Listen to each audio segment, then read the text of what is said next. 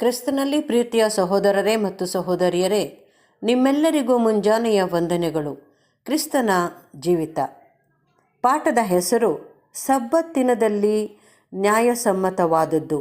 Reprints ಪುಟ 5405, ಪುಟದ ಸಂಖ್ಯೆ 8 ಮತ್ತು 9. ಸಬ್ಬತ್ತಿನಲ್ಲಿ ಒಳ್ಳೆಯದನ್ನು ಮಾಡುವುದು. ಯೇಸುವು ಶರೀರ ಸಂಬಂಧದಲ್ಲಿ ಒಬ್ಬ ಯಹೂದ್ಯನಾಗಿದ್ದರಿಂದಲೂ ಮತ್ತು ಹೀಗಾಗಿ ಯಹೂದ್ಯರ ಎಲ್ಲ ಆಜ್ಞಾವಿಧಿಗಳಿಗೆ ಆತನು ಬದ್ಧನಾಗಿದ್ದರಿಂದಲೂ ಆ ಆಜ್ಞಾವಿಧಿಗಳಿಗೆ ವಿರುದ್ಧವಾಗಿ ಏನನ್ನು ಮಾಡಲು ಸಾಧ್ಯವಿಲ್ಲವೆಂಬುದು ಇದನ್ನು ಅನುಸರಿಸಿ ಹೋಗುತ್ತದೆ. ಆತನಿಗೆ ಇದನ್ನು ತೆಗೆದುಹಾಕಲು ಸಾಧ್ಯವಿರಲಿಲ್ಲ. ಇಲ್ಲವೇ ಸಬ್ಬತ್ತಿನ ನಿಜವಾದ ಅರ್ಥವನ್ನು ಆತನು ಯಹೂದ್ಯರಿಗೆ ವಿವರಿಸಿ ಹೇಳುವುದು ಸೂಕ್ತವಾಗಿರಲಿಲ್ಲ. ಪಂಚಾಶತಮ ದಿನದ ನಂತರದಲ್ಲಿ ಆತ್ಮನಿಂದ ಹುಟ್ಟುವಿಕೆಯ ತರುವಾಯ ಪವಿತ್ರಾತ್ಮನ ಮಾರ್ಗದರ್ಶನದಲ್ಲಿ ಎಲ್ಲವೂ ಮುಂದೆ ಬರುವಂಥದ್ದಾಗಿತ್ತು. ಯಾಕೆಂದರೆ ಪ್ರಾಕೃತ ಮನುಷ್ಯನು ದೇವರಾತ್ಮನ ವಿಷಯಗಳನ್ನು ಬೇಡವೆನ್ನುತ್ತಾನೆ. ಅವು ಆತ್ಮವಿಚಾರದಿಂದ ತಿಳಿಯತಕ್ಕವುಗಳಾಗಿರಲಾಗಿ ಅವನು ಅವುಗಳನ್ನು ಗ್ರಹಿಸಲಾರನು.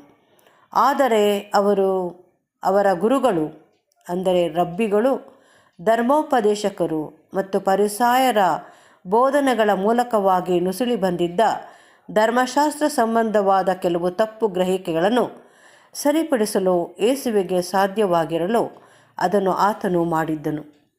ಇವರು ತೋರಿಕೆಗಾಗಿ ಧರ್ಮಶಾಸ್ತ್ರಗಳ ವಿಧಿಗಳ ಅಕ್ಷರಾರ್ಥವನ್ನು ಕೆಲವು ರೀತಿಯಲ್ಲಿ ಉತ್ಪ್ರೇಕ್ಷೆಗೊಳಿಸಿ ಅದರ ಒಳಾರ್ಥವನ್ನು ಪೂರ್ಣವಾಗಿ ನಿರ್ಲಕ್ಷಿಸಿದ್ದರು. ಹೀಗೆ ಯೇಸುವಿನ ಶಿಷ್ಯರು ಗೋಧಿಯ ಹೊಲವನ್ನು ಹಾದು ಹೋಗುವಾಗ ಕೆಲವು ಗೋಧಿ ಕಾಳುಗಳನ್ನು ತಿನ್ನುವ ಮೊದಲು ಕೈಯಿಂದ ಒಸಕಿದಾಗ ಫರಿಸಾಯರು ಅವರು ಸಬ್ಬತ್ತನ್ನು ಉಲ್ಲಂಘಿಸುತ್ತಿರುವರೆಂದು, ಅಂದರೆ ಗೋಧಿಯನ್ನು ಒನೆದು ತೂರುತ್ತಿರುವರೆಂದು ದೂರಿದ್ದರು. ಇದು ಧರ್ಮಶಾಸ್ತ್ರ ನಿಯಮದ ಉದ್ದೇಶವಲ್ಲವೆಂಬುದನ್ನು ಯೇಸುವು ತೋರಿಸಿಕೊಟ್ಟಿದ್ದನು. ಯಾವ ಒಳ್ಳೆಯ ಅಥವಾ ಅವಶ್ಯಕವಾದ ಕಾರ್ಯಗಳಿಗೆ ಅಡ್ಡಿ ಮಾಡುವ ಸಲುವಾಗಿ ಅದನ್ನು ಸಬ್ಬತ್ತನ್ನು ಮಾಡಿದ್ದಾಗಿರಲಿಲ್ಲ, ಆದರೆ ಜನರಿಗೆ ಹಿತವನ್ನುಂಟು ಮಾಡುವ ಸಲುವಾಗಿತ್ತು. ಧರ್ಮೋಪದೇಶಕರ ಅನುಸಾರ ಸಬ್ಬತ್ ದಿನದಲ್ಲಿ ಕಚ್ಚುತ್ತಿರುವ ಸೊಳ್ಳೆಯನ್ನು ಹುಡುಕುವುದು ಪಾಪವಾಗುತ್ತಿತ್ತು, ಯಾಕೆಂದರೆ ಅದು ಬೇಟೆ ಎಂದಾಗುತ್ತಿತ್ತು. ಹೀಗೆ ಅವರು ಸಮಯೋಚಿತವಾಗಿರುವ ದೇವರ ಧರ್ಮಶಾಸ್ತ್ರ ನಿಯಮವನ್ನು ಜನರಿಗೆ ಹಲವಾರು ವಿಧದಲ್ಲಿ ಅನುಚಿತವಾಗಿ ಕಾಣುವಂತೆ ಮಾಡಿದ್ದರು. ಅಲ್ಲದೆ ಧರ್ಮಶಾಸ್ತ್ರದಲ್ಲಿನ ಲಘುವಾದ ವಿಷಯದಲ್ಲಿ ನಿರ್ದಿಷ್ಟತೆಯುಳ್ಳವರಾಗಿದ್ದರು. ಅದರಲ್ಲಿ ಗೌರವವಾದದ್ದನ್ನು, ಅಂದರೆ ನೀತಿ, ಪ್ರೀತಿ ಮತ್ತು ಕರುಣೆಗೆ ಸಂಬಂಧಿಸಿದ ವಿಷಯಗಳನ್ನು ನಿರ್ಲಕ್ಷಿಸುವವರಾಗಿದ್ದರು.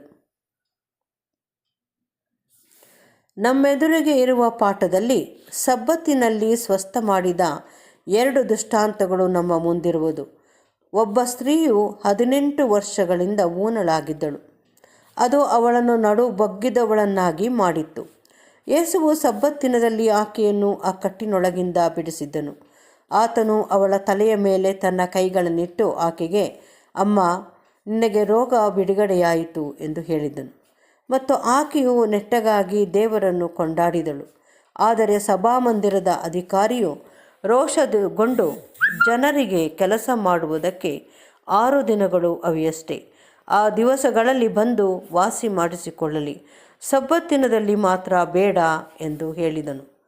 ಇದು ವಿಶೇಷವಾಗಿ ಯೇಸುವನ್ನು ಗದರಿಸುವ ಉದ್ದೇಶವುಳ್ಳದ್ದಾಗಿದ್ದು, ಆತನು ಸಬ್ಬತ್ತಿನ ವಿಷಯವಾಗಿ ಇರಬೇಕಾದಷ್ಟು ಜಾಗ್ರತೆ ಇಲ್ಲದವನಾಗಿದ್ದು, ಆತನು ಅಷ್ಟಾಗಿ ಪರಿಶುದ್ಧನಲ್ಲವೆಂದು, ಆದರೆ ಧರ್ಮಶಾಸ್ತ್ರ ನಿಯಮವನ್ನು ಉಲ್ಲಂಘಿಸುವವನಾಗಿರುವನೆಂದು ತಿಳಿಸುವ ಸಲುವಾಗಿತ್ತು.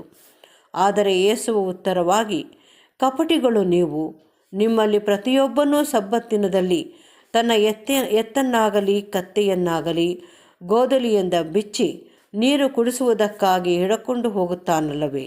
ಹಾಗಾದರೆ 18 ವರ್ಷಗಳ ತನಕ ಸೈತಾನನು ಕಟ್ಟಿಹಾಕಿದ್ದವಳು, ಅಬ್ರಹಾಮನ ವಂಶದವಳು ಆಗಿರುವ ಈಕೆಯನ್ನು ಸಬ್ಬತ್ ದಿನದಲ್ಲಿ ಈ ಕಟ್ಟಿನೊಳಗಿಂದ ಬಿಡಿಸಬಾರದು ಎಂದು ಹೇಳಿದನು.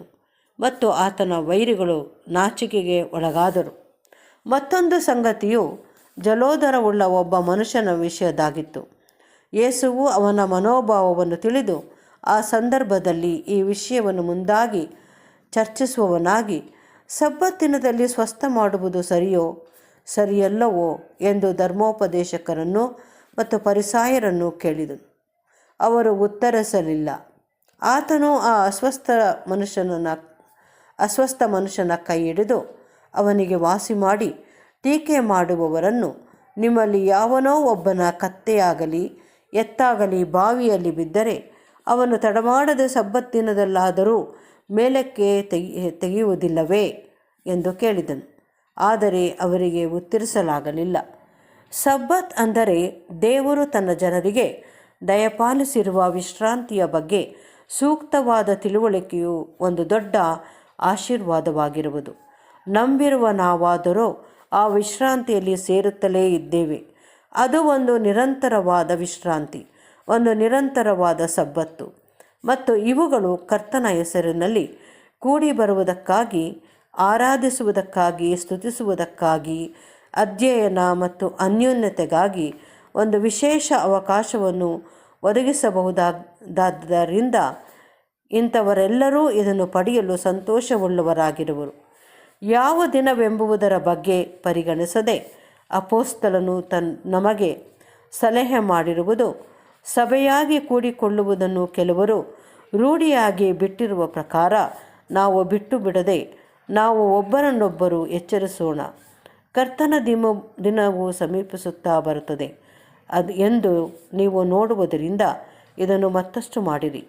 ಆ ದಿನವೆಂದರೆ ಮೆಸ್ಸಿಯನ ರಾಜ್ಯವು ಸಮೀಪಿಸುತ್ತಿರುವ ಹಾಗೂ ರಾತ್ರಿಯ ಕರಾಳ ನೆರಳು, ಅಜ್ಞಾನ, ಮೂಢನಂಬಿಕೆಗಳು ಗತಿಸಿ ಹೋಗುತ್ತಿರುವ ದಿನ.